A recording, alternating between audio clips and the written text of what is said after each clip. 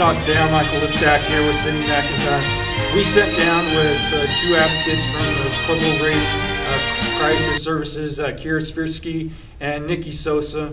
We sat down with them to talk about sexual awareness. April is Sexual Assault Awareness Month, and we sat down with them to discuss some of the things that evolve around sexual assault. And here is our conversation with them. Now getting a little on the personal side for you two, what drew you to this type of organization for a sexual assault crisis? So just speaking for myself, I was fairly new to the community when I started volunteering at Pueblo Rape Crisis Services, and I started doing that because I really wanted to get involved in my community. I wanted to kind of help people and do so in a positive way.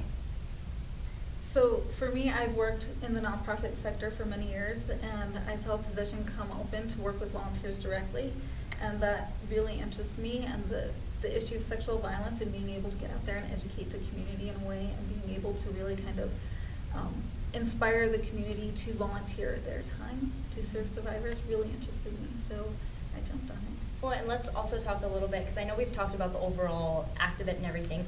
If somebody wants to come to you, where do they come? Because I know we had come on a field trip to one of our classes. So for somebody to come and see you, to come and talk to you, where do they go?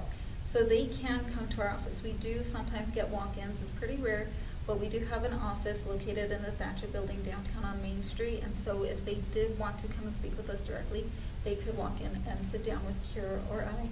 And we can go through service planning with them, talk about case management services that we can offer them, just any kind of support and advocacy that they need in that moment, we can go through with them. Or again, it is reaching out to our 24/7 crisis hotline and chatting with them over the phone.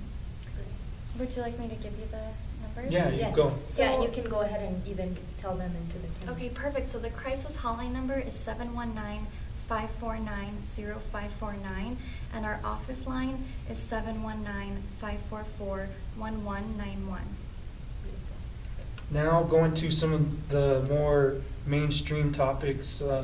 About 8 months ago, when the Ray Rice video came out of him hitting his then fiancee Janae Palmer, domestic violence and sexual assault really seemed like it took a front page for once in the mainstream media. Did that have any effect on the rape crisis services here? Did it seem like you saw maybe a little bit more, whether people coming in or calling the hotline? In terms of actual numbers, we did not actually see an increase between the month when that actually happened and the year before in that same month. So in terms of numbers, we did not see an increase. We felt that in the moment it really started a conversation, that it kind of put a light on the issue, but we still don't feel that after some time has gone by now, that it's really made a lasting effect in terms of true awareness of sexual violence. The sun is shining, there's plenty of light. A new day is dawning, sunny and bright. But after I've been crying all night, the sun is cold and the new day seems old. Since I lost my baby,